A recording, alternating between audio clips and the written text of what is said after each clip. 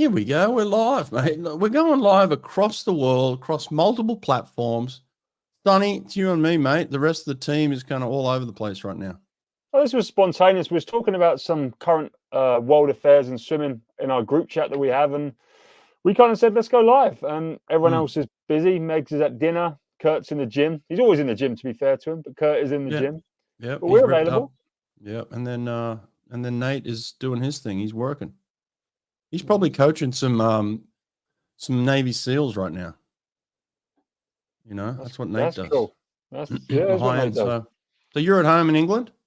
I'm at home in England. I'm only back in the UK for another 3 days. Then I'm heading pretty close to you, Brett, actually. I'm going to Arizona. I'm going to Flagstaff. Doing that altitude training. Let's go this. What about that? Hey? Yeah, let's go. Let's go. There we go. Just you and me. So you go on altitude training, eh? First time ever. I've never been up in the mountains. Up in the mountains. Hang on, here we go. Look who's here. Parker. How are you, mate? Yeah, we're back. Appreciate it, buddy. It's just you. It's just it's 4 of us now. Yeah, Julian's here as well. Here we go. I'll come in. There's Julian. Hey, mate. So you're going up the mountains? Where are you going? Flagstaff. The Lumberjacks, you know, the altitude training camp that everyone goes to. I'm there with Tom and his group, coaching with them. But we've also, I know, in terms of content, I know Andy Manley's Loughborough group are there with Dan Whiffin and that whole team. So there's going to be some fast swimming up the mountain, and I want to try and take some videos of it and put them out on my channels. How long are you going to be there for? 15 days. I'll be there to the 26th of March. Wow, 15 days. That's massive. Yeah. Wow. That's incredible. Mate, congratulations. Arizona. Oh, sorry. Arizona, yeah. Arizona's nice. Look, I've been there for a training camp. I actually, as a swimmer, I went there. Tough environment. I struggled up there. It was tough. Took me about a week to acclimatize, just to kind of get my heart rate to a level where I could actually swim in the pool properly. Most of the time I was just floating up and down the pool for the first week, in the gym, taking it very light. It is tough to adjust to, but 2 weeks is kind of the ideal, you know, getting up there, and the second week you can really hammer and get into it. So you'll get some great stuff. Talk us through Tom's group real quick. Who's part of that? God, at least I can remember off the top of my head. We've got Siobhan Jorge, Craig Ozerk, Adam Chillingworth, Camille Cheng, Nastia Gorbenko, and Daria. I can't say her surname. We've got Andy Murez, Israeli sprint freestyler. So that's 7. I'm missing one person. Sorry, the one person I'm missing out, because I know there's 8 of them. Look at Martin's up here, eh? Hey, mate. How are you? Loves altitude. Philippe? Yeah, he's been waiting. Felipe. Yeah. Altitude, yeah. Altitude will be big. Comment here. Wonder if people will use Flagstaff training for LA prep for sure. Yeah, it's going to be a big one. Now, I don't know if you use it right before you go to the meet. You know, I think it's one of these things where you have to use it a couple of months out to get the hard training in. You don't really go up there to taper, do you? No. So this is the last altitude camp for Tom's group. It's also, I'm pretty sure, the last altitude block for the distance guys in Andy Manley's group. So what are we now, like 3-4 months away from the Olympics, and people are doing their last stint at altitude there. So yeah, that's kind of the time frame that people like to do, really reap them aerobic benefits. Yeah. Now listen, mate, you brought out a cap the other day. Looked fantastic, a racing cap. Are you going to showcase it here at this meet? Yeah. So I'm actually racing tonight at 50 freestyle. I'm actually super nervous. Why? What do you mean? I'm going to be wearing my new cap. Why? This is the best cap on the market. Like, I'm not exaggerating. It's the 3D Aquaforce cap.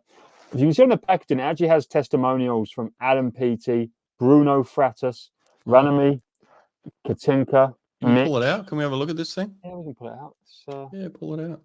What are you nervous for, mate? 53. Yeah, one length, isn't it? Yeah. They all come individually. Is it long course? It is long course. It's long course, yeah. It's my first one since the Olympic Trials 2021. And my goal is to qualify for the Olympic Trials 2024.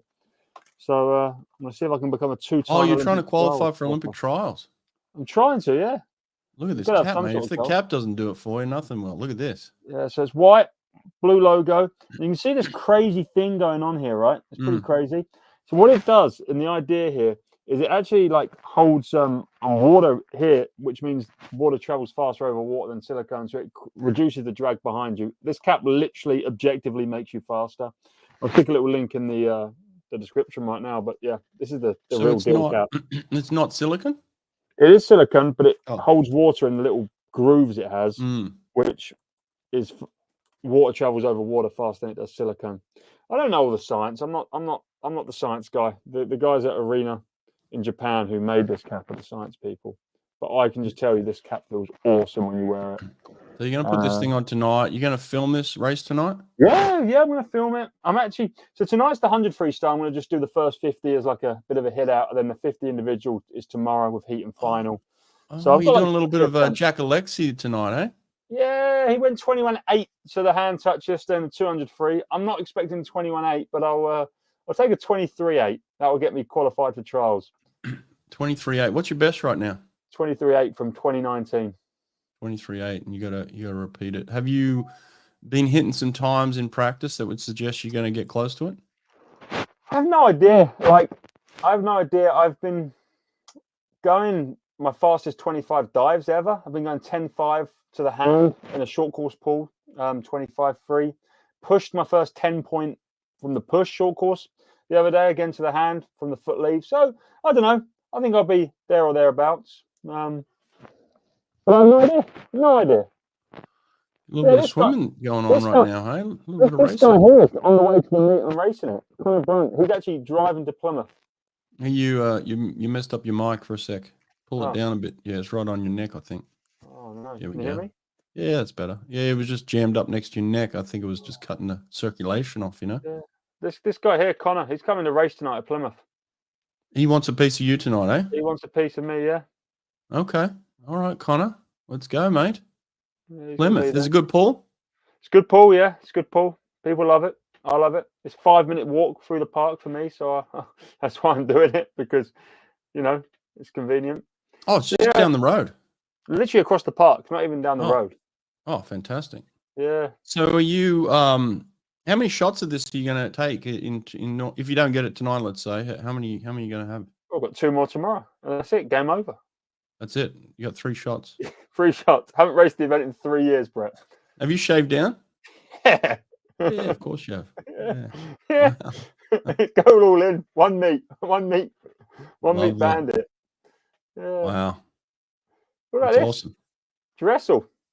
Dressel in 8th. Hey, you had what, 51.2 yesterday? That's quick, eh? That's good. Yeah, good for him. I've been hot on Dressel this whole time. I don't know about you, Brett. I've been hot on Dressel. Listen, mate.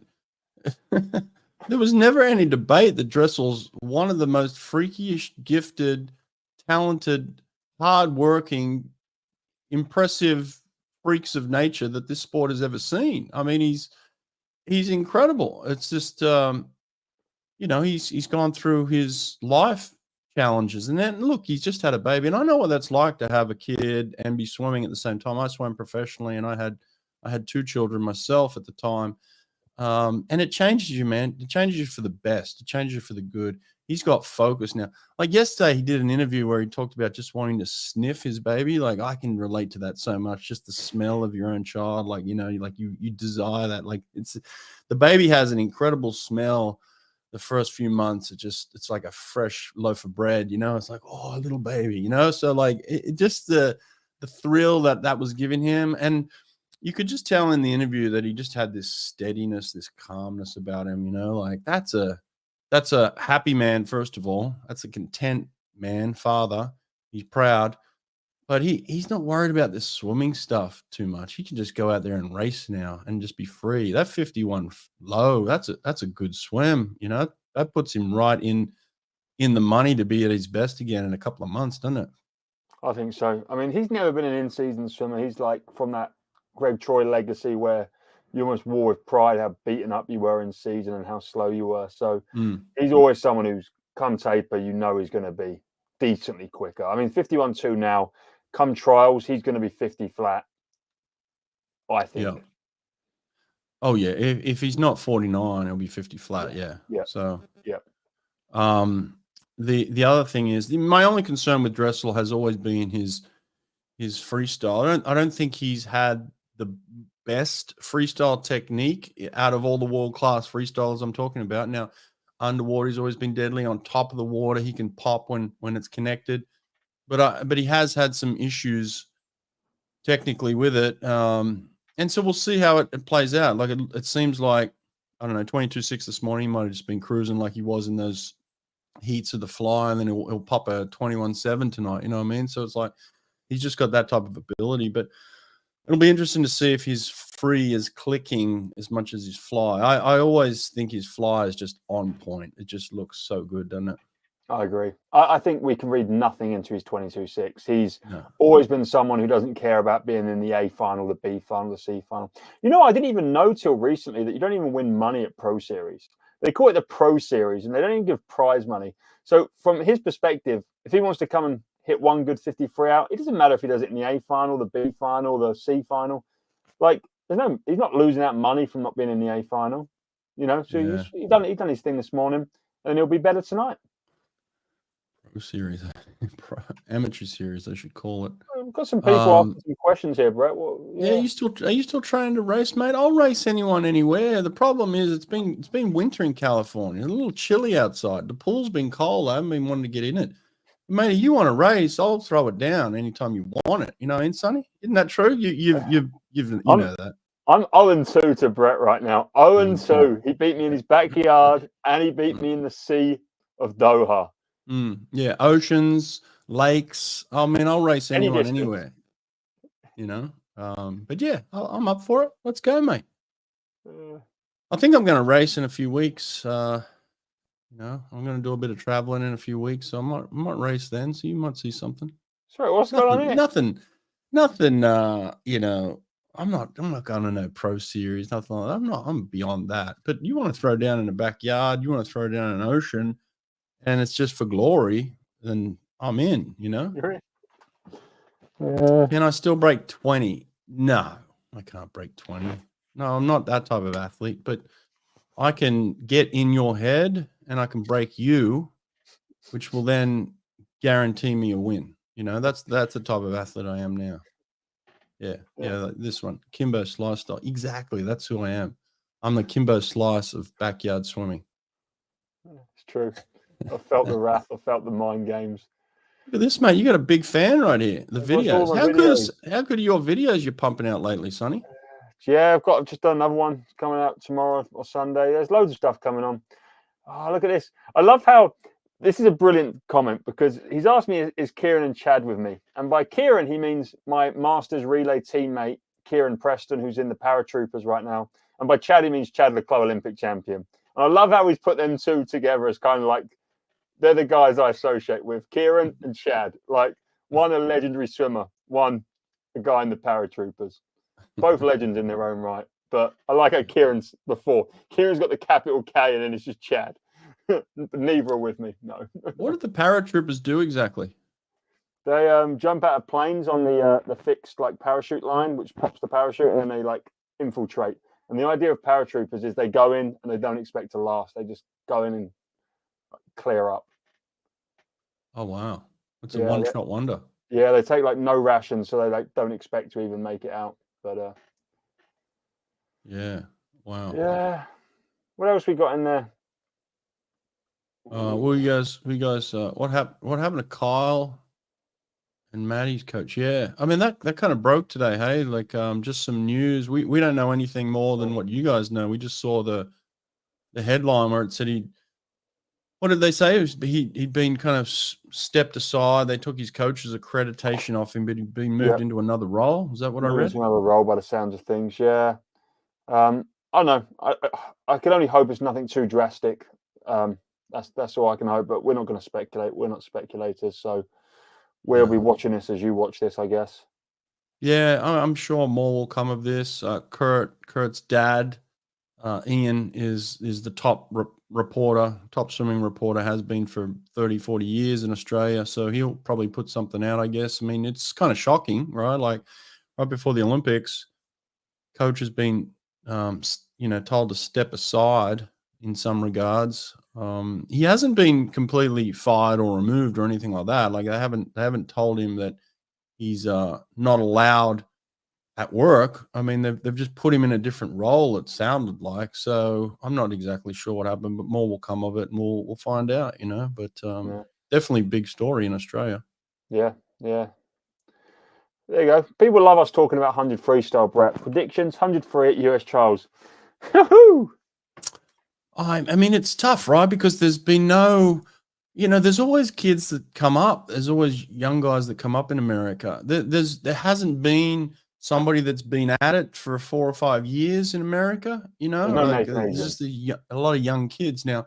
Obviously, Jack Alexi is going to be the favorite, right? Second fastest man in the world last year, and just keep pumping out time. So there's Jack Alexi for sure, right? And then there's Dressel, who is Olympic champion, world champion, you know, so it's like those two are kind of your go-tos, easy. Giuliano, I don't know much about him, but he just keeps getting faster and faster. He's popping swims left and right. He seems to be coming through. You've got, Ryan Hunter Held, Armstrong can throw out Hunter there. Armstrong, yep. Who else are you saying? Ryan Held, Hunter Armstrong, Destin Lasco, Yeah. Matt King. There's like another 6 guys within 47. But I think Yeah. do you like Brooks Curry. Brooks Curry, yep. Yep. Do you like seeing wrestle your go-tos? And then there's probably like the best of the rest, I guess. You know, who all could infiltrate that top 2. Yeah, the question will be for the US is, do they have any guys who can get under the 47 mark? I think if they're in that 47 range, it's going to be who races best on the day, who can get the hand on the wall, who's in the top form at the moment, you know. So it's going to be a tight field. But if you can create some separation, if you're going into that 46 range, well, then you're elite. Then you're talking like separation completes. And Jack Alexi has that potential. Dressel has that potential. So it's like there's a couple of guys that certainly have the potential to be in that range, and then it's just a fight for the minor places who wants a relay spot. But it's super interesting. I think I don't think there's any doubt in my mind that it's going to take under 48 to be top 8 into the final. What do you think? Yeah, I think maybe 48-0 squeaks in 8th, but yeah, it's going to be one of the fastest. Well, should be the fastest national meet in 100 freestyle ever, or trials meet, that's for sure. What we saw last year at trials is actually the top 2 out of the heats. If they'd repeated their times in the finals, guess what? They'd have made the team, but they didn't. They got slower. So there's going to be a lot of that. People are going to have to go all in to make the final, and then people will add time. I think if you can make the final and drop time in the final, you're guaranteeing a top 4, maybe even a top 2. And someone like Dressel, there's that Johnny Kulo kid, Johnny Kulo from ASU. He's legit. Yeah, he's good, isn't he? He can swim 100 free, mate. Long course. He's going to drop one, I think. He's swimming fast. Yeah. At Pac-12s right now. Yeah, you're right. You're right. No, there's a lot. Well, one question going here. Did you meet Caleb Remmel when you were in Florida a couple months ago? No. He was his wife was in the late stages of pregnancy at that stage. He was not around. Parker? I rolled in on a Sunday and really didn't see anyone. It's a Sunday, other than Katie Ledecky came in to swim. I was told in the pool next door when I was coaching indoors. So she was outside while I was inside. I didn't see her, but other people told me she was out there swimming. So, but no, I didn't see anybody. This whole DQ situation has been ongoing. Well, it's not really been ongoing. If people didn't know, someone got disqualified at the ACCs for celebrating, falling into their teammate's lane rope after they'd finished swimming. Got disqualified for interfering because someone in the outside lanes was still swimming a minute behind them in the mile. I mean, I'm going to say my quick 2 cents. It's stupid, but it's the rules. But it needs a change. Brett, do you have any thoughts? Well, how would you change it? I mean, if it did need change, what, you could just jump in someone else's lane while someone else is swimming? Is that the change you want? No. I mean, what are you going to change it to? If you can't interfere with someone who's finished the race. As soon as someone's finished, their lane is fair game, Brett. You can just go and get in. As soon as they're finished, it's fair game. No, I think what there should be is a common sense, probably a caveat. You know what I mean? Like, yes, this is the rule and it's going to stay that way. But the common sense says, look, he didn't impede and we can overturn that, you know? Just to say it's a hard and fast rule, I think probably needs to change. Yeah. This one, how can you get Mizuno 6MV? Fly to Japan. There's stock in stores in Japan. There's no stock internationally. There will be in America soon. Yeah. What's the next question? Guys, I put out a training book. Let me get the training book. Yeah, I'm gonna get it. Yeah, just wait there. I mean, talk to the I'm team. gonna keep talking. Brett's put out a lot of good stuff. You can see on the top right, there you go. I'm pointing out Sprint Revolution, but there's a Sprint Revolution range of stuff that Brett's putting out. It's brilliant. It comes from equipment, caps, goggles, training aids. So you can do a Sprint Revolution starter kit. The starter kit has aqua socks, parachutes, stretch cords. And if you want to know how to use them, you need to get this book. This book tells you how to use all the Sprint Revolution starter kit. And the paper's waterproof, right, Brett? Yeah, you know the best part about the paper is, watch this. Can't rip it. Can't rip it. It's rip proof. It's waterproof. It's got all these workouts on here. It just sits on the side of the pool. I'll show you this. Kind of boom. Oh, there's my camera. Yeah, so it sits on the side of the pool. Just follow the program. Mate, this thing is epic. Yeah, it's just, and then you just chuck it in your gear bag and it holds up for years and years and years. So super proud about this one. This one's cool. How do we get this? How much is this, Brett? Mate, this is $25 on my website, bretthawk.com. Check it out.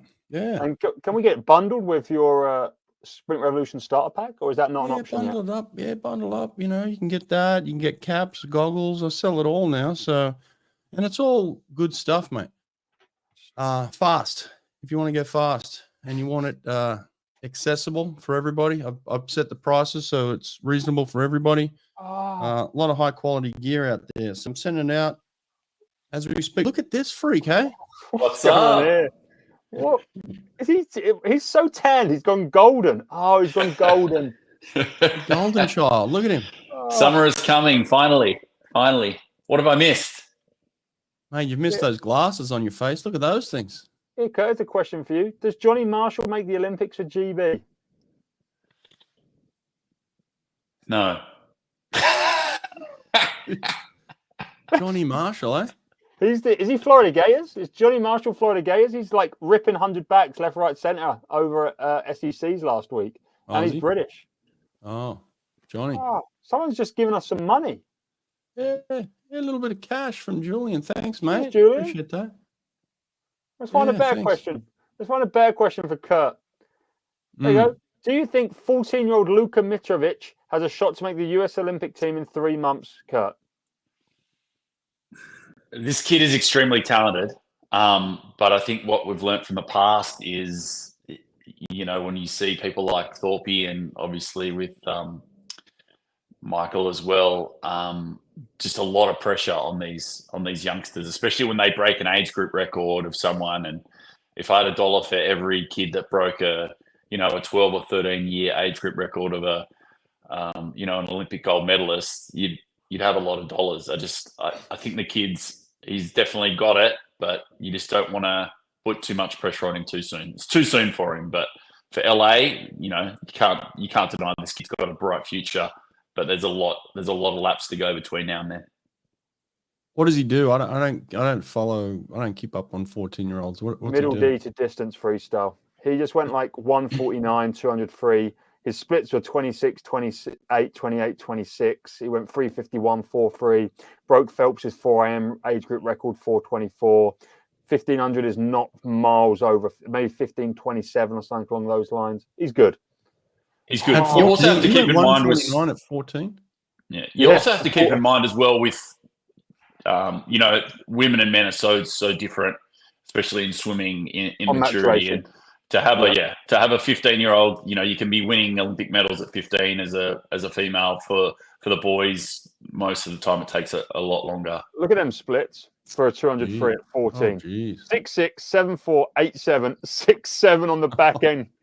Wow. 14, 6'7" on the back end, Brett. How tall is this kid? Is he a big boy? I don't know, mate. He's 14. He's a child. Well, he's a man-child at 149. We don't know that for sure. Yeah, he's a man-child. That's freaky fast. Holy hell, 14. Yeah, he's good. 6'4". There we go. Look, he's a child. He's 6'4", 14. He's a giant. Look, 6'2". Are we just guessing at this point? Do we actually know? He's definitely 6'3". Then he's 6'3". He's official 6'3". Maybe 6'4". All right, hey Kurt, we got any more news on what's going on in Australia or breaking news in Australia? What's happening? Yeah, well, obviously the big news coming out of Australia is with Kyle Chalmers' coach in Peter Bishop, and from what we've put together through the news reports there, that he's been stood down by the South Australian Sports Institute, and that's Kurt, we lost your camera there for a sec. Is your camera working? Sorry. Yes, that's 100. Whoa, got me back.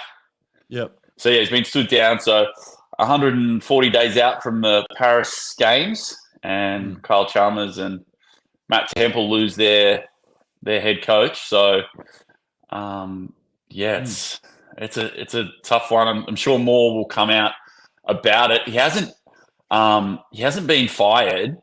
For me to speculate, it's not a legal activity or under that, but maybe a break of the code of conduct or something under those terms. So he's been moved into a developmental role now with Sassy until the end of the year, and his coaching accreditation has been suspended as well by Swimming Australia. So he can't coach. He can't be on pool deck. Kurt, who put out this statement, first of all? I think it's come from South Australian Sport, for starters, and then through that investigation, Swimming Australia has had to act on top of that. I think now, this relationship between Bishop and Kyle is just such a strong one. He's been a father figure for him, and not just through Kyle as well, but he coached one of Australia's most successful Paralympic swimmers in history, in Matt Cowdery, Hayden Stokell as well. He's an Olympian as well for Australia, so he's got this incredible track record. He's been around the sport for such a long time, so it's obviously heartbreaking for Kyle, first and foremost, because of their relationship is so close. And I guess the big blowback now is this close to the Paris Games. Like, what big an impact does that have on Kyle's preparation? I'll be interested to see where Kyle goes from here and how it affects him. Yeah, for sure. I mean, look, Kyle's a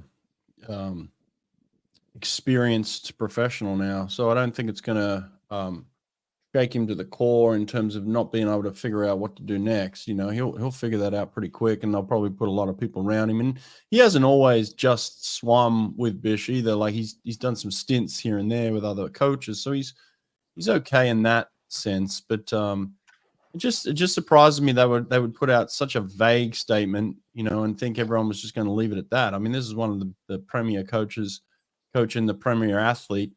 To put out such a vague statement, I think only makes matters worse. Why don't you just tell us what happened in the terms that you want to tell us in? Like you said, he broke the code of conduct or whatever. But it's like, to tell us nothing. It's just going to cause a bigger storm, I would think.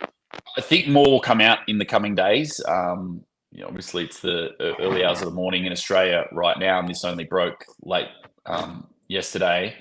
But yeah, we're going to find out. But either way, as it stands at the moment, no more Bishop for Kyle in the lead up to Paris, and with Matt Temple as well. But made a good point as well. He's got a couple of aces up his sleeve. He does go up to the Sunshine Coast there, and that St Andrews squad with Ash Delaney, obviously the home of newly minted world champion in Isaac Cooper, and it's a nice little hub that if he needs to get out of the bubble in Adelaide, that he can lean into, that he's done in the past, and that's worked really well for him and Temple as well. But I'll be looking to a statement from Kyle probably in the next 24 hours, just to see his thoughts on it. And obviously he probably can't comment on it but just to be able to, get it out there, it's not just your average swim coach. Their relationships are very close, very tight knit relationship, and there's no two ways about it. It's going to have an impact on him. Yeah, for sure. Sonny, what's the timeline here, mate? We're down to about 3 hours till race time. Yeah, about 3 hours. There you go. Look, Marcus is worried. Should you not be preparing for 53? Yeah. Oh, fuck. How long would you be preparing for your 53 style? You're 3.5 hours, Brett. What would you say for me to do? You're a sprint guy. Well, listen, my race warm-up consisted of a lot of visualization, kind of getting the body ready to perform at its best, right? Like visual stimulation is just like turning the synapses on, just kind of being alert, being ready, but being relaxed, staying relaxed, but just going over of like, okay, it's time to go soon. You're kind of like a build up to go time, I didn't need to do a lot of warm up. I would get in and just float and kind of just feel my stroke and set up my technique. And again, I would set my body position the way I wanted it in the race, just feeling really good. And then I wouldn't really do a lot of sprints, especially at night, maybe in the morning. If I've already sprinted in the morning, I didn't need to go again at night. So it was really just loosening the body up. I'd come out about 30 minutes before. I'd start putting my suit on. I'd get the suit on. I'd get my sweats on. I put a towel over my head, just work on some relaxation exercises. And then just, 10 minutes before the race, head to the ready room and just stay very relaxed in there. I was not one of these busy people walking around the ready room. I would just find a spot, sit down, relax, kind of go over it and just get my mind ready again to react and perform. Like you want to just snap. It's kind of like what, who talked about this the other day on the podcast? Isaac Cooper was basically saying, just freeing your mind of any thought. You just want to be able to react to the gun and move as fast as possible without any restrictions. So a lot of that restriction comes from your mental stimulation at times of overthinking things. Got to get off the blocks. Got to get through my kick out. Got to get my break out. Blah blah blah blah blah. It's like this tightness in your head. So you're just releasing that tightness. And then, and it's just go out there and race. And then you just have to have this belief, like for you, it's 23.8. You have to have this belief in your head. I'm going 23.5. That's what I'm going to go. I'm going to hit this pace and I'm going to hold it and I'm going to get it. And it's just like you keep repeating that in your head. Like Conor McGregor said, you see it, you speak it, and it becomes true. So you're telling yourself 23.5, 23.5. You don't have to like verbally announce it loud, but in your head, you're saying 23.5, 23.5, 23.5, boom, boom. And then this relaxation to be able to go out and do it, so that's the way I would approach it. Yeah. Cheers, Brett. I'll just stay relaxed and see what I can do. Here's a good question. It's come up earlier for you, Brett, but what are some of the things you learned after your first Olympics that you wished you knew before them? Kind of moving on that mentality psychology side of things. Yeah, again, it's not a physical thing. When you get to the Olympics, you're physically prepared. I wasn't any more physically prepared in Sydney as in Athens. I was both well prepared. I hadn't grown. I didn't get stronger. Like I was the same size. I was a little bit older, but it really just came down to the mentals. Pretty much what I just talked about there is like I went through a process in Sydney where I was telling myself, I got to do this, I got to do that. I had a checklist of things. In Athens, I released that checklist and just said, be free to swim, and I just allowed myself to be free. And when you have the two different mental approaches, you have two different outcomes. So that's ultimately what happened is just allowed myself to be free in Athens and swam much faster. So that's ultimately what you're practicing. And that's what I would recommend to you today, Sonny, is like, put that in practice today of just being free to race, allowing yourself, you kind of visualize the body position you want to be in. You visualize kind of your tempo and feeling the water, like all that is kind of just a visual stimulation in your head where you're just kind of running through it. But then about 10 minutes before, like I said, when I put that towel over my head in the ready room, it was almost like a meditation, it's just a complete relaxation. I'm not visualizing anything there. I'm trying to control my heart rate. I'm controlling my breathing. I'm allowing my body to just be as, they always used to say, oh, I saw you in the ready room and you wouldn't react to a bomb going off, like anything could happen in the ready room and you would be so focused and relaxed that you wouldn't notice something happening in the ready room, So that's kind of the state that I always tried to be in, of just this pure meditation, relaxation state, Two things there, Brett. One, I'd love to see your insight and advice, especially for the likes of Leon and the French guys racing at a home Olympics, and how much harder that is compared to racing Olympics away from home. And then two, the different preps for the different personalities in the call room. And obviously you see a lot of the athletes go into their shell, put the music on, and then you get the old ones like a Cola or someone that she can't sit still. It's like she's at a rave party in that call room. She's up and bouncing around and just wants to suck all the energy out of the room. Yeah, there's Popov was funny. Popov was the man to beat, for many years, and I raced him many times. And he was one of these guys that he would spot you coming into the ready room, and he'd make some funny joke. He would say something. He would kind of grab your attention. He'd try and pull it in, and he'd be very open and just laughing and talkative. And then about 2 minutes before the race, he would put his goggles on and he would just go stone-faced. And so it's like he would change personalities. He'd be lulling you into a false sense of security, like, oh, relax. And then you'd be just like, boom, robot, like, and you couldn't penetrate him. You couldn't say a word to him. It was just like, hang on a sec, weren't we just having fun like 30 seconds ago? So Popov would flick this switch. So everyone in the ready room is a little bit different. Gary Hall, as big as he was outside of the ready room, once he got behind the blocks with his boxing, and he was just very insular in the call room. Didn't say much, just came in, sat down, and just stayed within himself. And then he goes outside and the cameras are on him and he becomes larger than life. So like everybody was a little bit different with how they handled it personally. And it's one of those things that you've got to figure out who you are and what works for you. Those things worked for me best when I could just get into a meditative state and ignore the Popovs and ignore the Gary Halls. They didn't really matter to me. What mattered was that I was in that room and I was about to walk out to perform at my best. And I had to get myself into the best possible state. And that's what we're all trying to do at that point. So it wasn't about who was in the room. Ultimately, when I became really good at that, controlling the room, it wasn't about who was in the room. It was just more of that I was in the room and I had to be ready for myself. So that's what I would say. Don't bother, Sonny, with the people around you necessarily. Focus on you and what you're there to do. Because ultimately in the 50, things happen quick. So if you're not physically, mentally in tune with like being able to react and go and getting straight on to your technique, immediately onto your technique, then you tend to overspin, you tend to try too hard, you tend to pull too hard. And then, you get to the 35-meter mark and you're gasping for air, Mm-hmm. So it's like the 50, you have to stay relaxed in order to close that race up. So that was the best approach for me. So I go in about 3 hours and 20 minutes, eh? Yeah. Don't rush that walk across the park. To you, there's distance between your house and the pool. Don't rush that distance.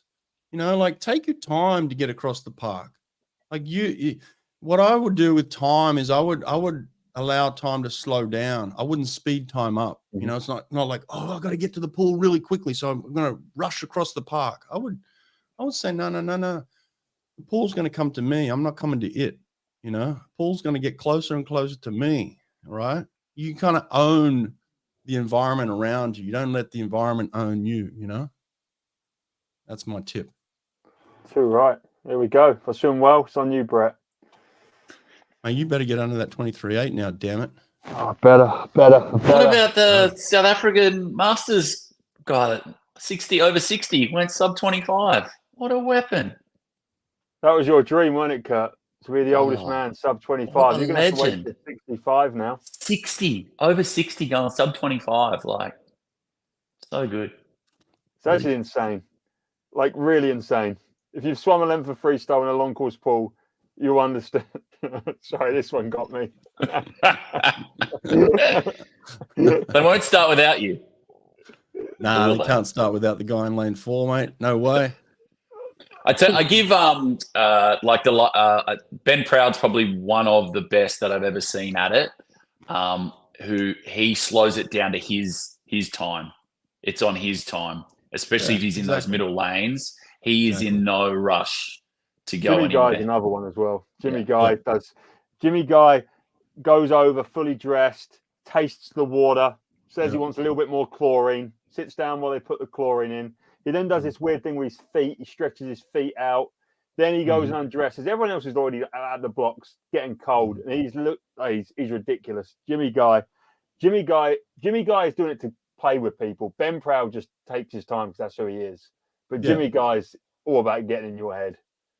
Yeah, well, that's what Ben's doing. Ben's controlling time and the environment. Like, he's controlling it to suit him and his needs. His needs is to stay relaxed and just take things slowly up until the point where he explodes right off that block. It's like bang! It's this explosion of energy.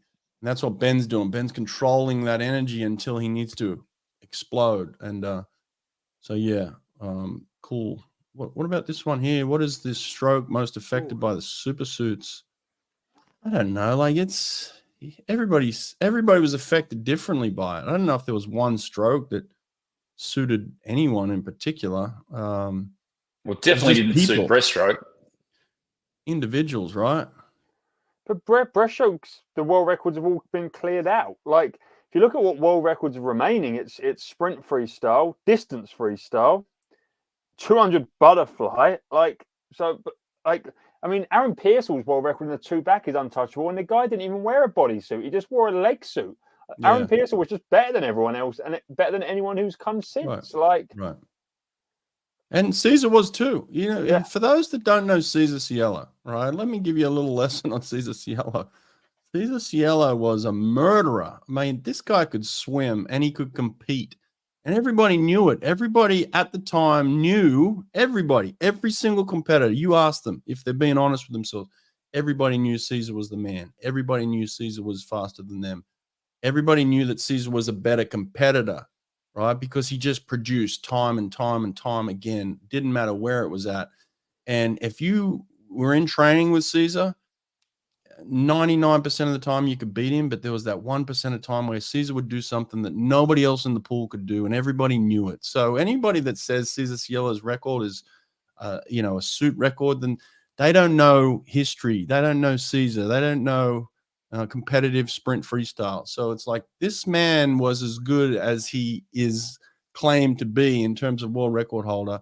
He deserves to be world record holder. Trust me on that. He's a killer when it comes to competition. Too right. Yeah. What else we got here? Have we spoken about Milak? No, go for it. Get the Milak.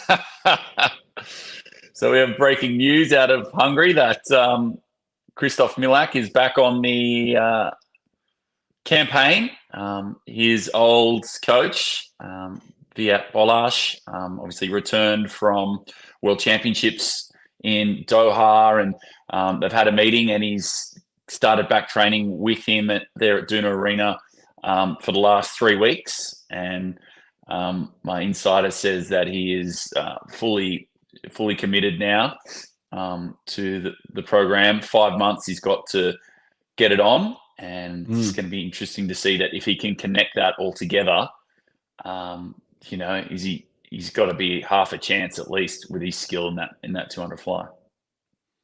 Milak's back, eh? Milak. Yeah. Olympic year. No one can withstand it. Everyone has to be there. He knew it. He timed it perfectly too. He's like, I'm gonna get all these guys, hold them at bay, and then when it's time to come back, I'm coming back. He knew that. And it's time. When you're the fastest and the best of all time, does it make it easier because it's you against you, and you know that if you're at a certain ability and you're doing certain sets, that you're pretty much unstoppable? Well, it's not even that, Kurt. He was 4 seconds ahead of the rest of the world.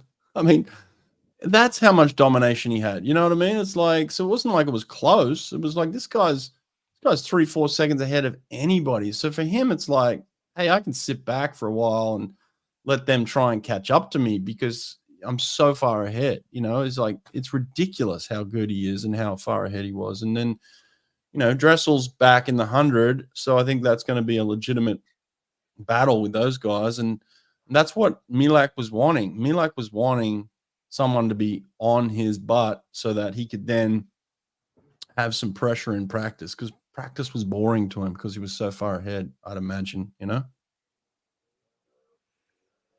Yeah, I think the expectation in the media, he really has grown tiresome of the questions. And I'm happy that he's back swimming, that's for sure. And I think not just the 200 fly, but that 100 freestyle will be better for having him there if he can even just get back to, you know, 3/4 strength. It'd be interesting to see. Thoughts on Dressel now, the 100 fly? Do you think he goes into Paris as the favourite off what we've seen already from him, obviously, last night? And then if not, who's going to be his biggest challenges? Yeah, we talked about this right before you came on. But yeah, I think we both agree that his fly is going to be on, and you know, when his fly's on, he's virtually unbeatable. You know, so it looked that way from last night's swim, at least, Sonny, right? Oh yeah, he was firing. 26.9 on the back end, out real conservative for him. Yeah, and he's like we said it earlier, but his speed is what really comes through with taper. So when he hits taper, he'll just have another second on the front end. And I'm not even exaggerating, like genuinely another second. When he set the world record, he was out in 23.0. He was out 24.3 last night. And kind of in a similar situation to Milak. And if we exclude Milak, if Dressel's anywhere near his best, he has so much separation in the 100 fly to second place that he doesn't even have to be a PB. And it's the same with Milak. Doesn't need to be at his best. He just needs to be 152 flat, and he wins the 2 fly comfortably. Yeah, I agree. Do you find it an interesting question? Sorry. There's an interesting question here I want to touch on real quick. Sonny, you can help me with this, right? So here's my take on this. What I would say is that we're getting this wrong. Right? It's not about when you choose or when you don't choose or when's the right time, when's the wrong time. What it really comes down to is what age are kids quitting the sport? And if we're being factual around the world, the majority, I would say 80% of the kids that are in swimming at age 10, 11, 12 are gone by 15, 16. Am I wrong with that or am I right? As someone who's worked as an age group coach for many years, that's completely factual. The majority, I'm not saying all of them, but you know, like a good percentage of kids are out of the sport. Yeah, this is not a swimming thing. It's not just swimming, it's every sport. It's every sport. Every kid's leaving their sport at 15, 16. No, not on the same level though, Kurt. So see, look, if in the UK you play football, your demand is that you train once or twice a week, which is going down the park with your friends, and then you go and play a game on a Saturday morning. If you're swimming at 15, 16, 17, and you're in one of these blanket programs in the UK or in Australia or in America, you're swimming 60K a week, you're swimming 18 hours a week, you're told you can't do other sports, you're told you have to be up in the morning, it's affecting your score, it's affecting your social life. Being a part of the football team, or soccer as you call it, team in the UK, that doesn't affect all of them things. In fact, it enriches it. You're on the soccer team, you're cooler. You know, it's like a whole lifestyle that you add on to it. In swimming, it takes away. You say no to parties, you say no to social gatherings because you've got to swim. You've got to be there. And if you're 15, Julian, and you want to be a sprinter, you're going to end up quitting because you're being told you can't be a sprinter. For the majority of swimmers, you're not going to be an Olympic champion. Let them be what they want to be, and if they need to, they can change at a later date anyway. Yeah. And Sonny, here's another point. At 15, let's say 15, let's not even go to 16. At 15, you're playing on the soccer team. Is the soccer coach saying to the athletes, hey, we're going to put you in goal today. You know, tomorrow we're going to put you up front and you're going to score the goals. The next day we're going to put you at the back. You're going to be the defender. That's not happening, right? From the age of 9, 10, maybe even earlier, 11, they're saying you're a defender, you're a goalkeeper, you're a center, you're a forward, like they're identifying positions based on your talent and your skill level. What I'm saying is we're dropping out at 15 in swimming, and we haven't even given them a destination of what they swim and what they're good at. We can't figure that out. We can't say that person is really good at butterfly and we might swim hundreds and 200s. That person's really good at distance freestyle. We might, we can't make the determination that someone's a sprinter, someone's a middle distance swimmer, someone's a distance swimmer. What we're saying in swimming is everybody's going to be trained the same way. You're all going to drop out at 15. The people that stayed behind are going to move on, and we're going to start to specialize those people who stayed on, right? It makes no fucking sense. That's what I'm saying. Now, that's my argument. You can argue against that, but the majority of people aren't being recognized by the time they drop out. So what I'm saying is, why don't you identify them a little earlier before they drop out, and then they can choose, you know what, I don't enjoy being in sprint. I don't want to be a sprinter. I don't like this sport. I'm leaving. But what we're saying to everybody is, hey, you're a 400 IMer, right? Up until the point where you drop out. Now that you've dropped out, you haven't even figured out if you're a butterfly or a sprinter or whatever it is. You're just a 400 IMer. And now all these 400 IMers are going to go and start to choose their distance and their strokes. Like, we can do it earlier, I saw this comment, right? And I often say when I talk about coaching, if we coached organisms that had no psyche, they were just like brain dead objects that swung up and down. There's a load of things that are optimal, but that's not the reality. You could have the most aerobically gifted human ever, and if he doesn't want to swim up and down and work hard, he won't be the 1500 Olympic champion. In the same way, if you've got a guy who's jacked from a young age, super anaerobic, super twitchy, super athletic, and he likes swimming up and down and has no interest in racing or sprinting or being that kind of mindset, being a Flo Manadou or a Caleb Dressel, then he's never going to be the 50 freestyle Olympic champion. It's great. Of course, yeah, let's teach versatility. Let's teach all these things. But if you don't want that, then don't force it. And if you've got an athlete who's good enough, give them the choice. Hey, look, I know you're enjoying the sprint side of things, but I think you could be a 4am swimmer. Do you want to do what it takes? To be honest, coach, that doesn't work for me. I don't want to. I want to keep doing what I'm doing and having fun. That's what the question that should be had. Not, we're just going to keep, like, you're weak if you don't want to do exactly what we're saying. That's the conversation that is had on a regular basis. You don't want to do up and down, you're weak. You've got. You know why they do it in swimming? You know why they put everybody in the same thing in swimming and age group swimming? For points score, for points for the team, so that you can be classified, especially in America, a gold medal team, a silver team, a bronze team. They have these classifications for these teams. So what they do is they put every swimmer in every event, and they train them for every event because they want to win the point score, so that they want to be a gold medal team. That's what they're doing. They're doing it for self-interest. They're not doing it for the athletes. They're not doing it with the best interest of the athletes. That's why they do it in America for sure, right? Can't specifically talk about every other country. Generally, America's the world leader. So if they're training everyone IM to swim 16 events, that's generally what they're doing in other parts of the world as well. Yeah. No, it's a problem. It's a problem. Adam agrees. He agrees that he should have fun and love the swimming.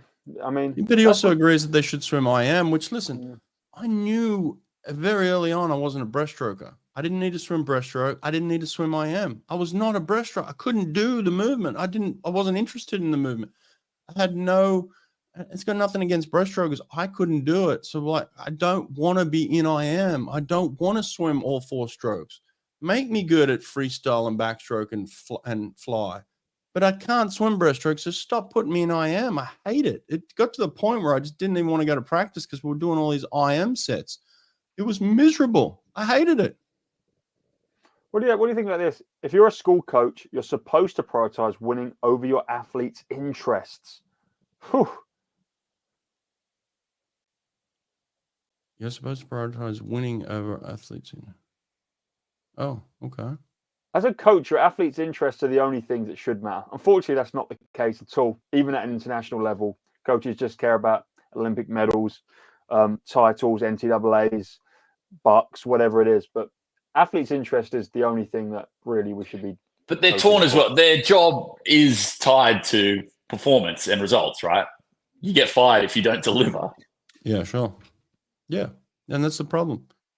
That's what we're doing. Is we're just it's a club performance problem. Yeah, I'm not saying I have all the answers, but I'm telling you the system isn't great, and they're asking why swimmers dropping out, why swimmers miserable. That's part of the reason. I'm just giving you part of the reason. Well, I went for a swim in my local pool yesterday, and it was empty, no one in there, and I was the only one, and that upsets me to think how many former swimmers. You need one of these, correct? I got to get you one of these, and then we'll just get you on. We'll get you on the program. We'll get you. We'll get you going, Kurt. I'm on the program. Yeah, I've got to give props to Kurt. He sent me a screenshot of the media race. What year was it? 2017 World Champs? 2019, 2017? 17, Budapest. 24-6 lead off for Kurt. And like, that's no warm up. That's no prep, is it? That's just like rock up and do a length. Yeah, we didn't do warm up either. I had to come straight across. I was commentating the water polo on Margaret Island, so I had to come across on the ferry to Doona. And we quickly jumped in and did it. It was good times. Oh, to be young. But yeah, I was just saying, it's swimming is a skill for life, and I feel so blessed that I have an ability enough to get enough out of it. I think that the thing is, swimming is arguably the best sport you can possibly do for your health and fitness at any age. Obviously, for the low impact implications of it, you can do it. You can do it for your zone 2. If you've got that skill ability to swim, for 45 minutes straight and just cruise, you can get your zone 2 out of it. If you want to go, zone 6 anaerobic work, and you've got that power, and you can do all your breath holds, it's just, the options are just endless. The two things that makes me so upset is, one is all the former swimmers with so much talent around the world that just the smell of chlorine, they've just been so disillusioned, they won't go anywhere near it ever again in their life. And the other one is the amount of people that just don't have a swimming ability good enough to get enough out of it. They can only swim one lap or so, and then they're cooked. So if we can find a balance between those two, and it's just so good for you. Here's an interesting point too. People get lost on this, is that none of us want to get beaten up. Right? None of us want to go into an event and get beaten up. Okay. So the reason why I didn't like IM is because it wasn't suited to me, and I couldn't train for it, and I couldn't race it. It just wasn't me. Right. So I wouldn't say, put me in the IM group and just get beat up by these people that were much better at me, that were born to do it, that love it. Right. So you take a 400 IM swimmer and you put him in with Fred Bousquet and Cesar Cielo, he's going to get beat up. I mean, smacked around. So yeah, you can put that swimmer over there if that's where they feel like they want to be. But within about a week or two, they're going to realize, you know what, this ain't for me, because I just stand back and let the other guys smack them around. So if you're not born to do it, you're not going to want to live there, So you could take anybody and say, okay, yeah, you want to be over there, go get a taste of that. Right? Like, you could take a sprinter and put them over in 400 IM. Go get a taste of that 400 IM group. Those guys work their brains out. The sprinters work their brains out. It doesn't, there's no easier workout. It's just what you're designed to do and what you can handle and where you can make improvements. It doesn't matter if you're in sprint or 400 IM. You're going to have competition. Swimming is about competition. So you're going to learn real quick. That's not for you if it's not for you. Now, if you're in 400 IM group and you were born to sprint, then you're going to thrive as soon as you get over there, right? That happens. Maybe that did happen. Maybe that would happen. But if you're born for 400 IM and you want to go over and sprint, you're going to get slapped around. It's not on me. It's on the people in the pool,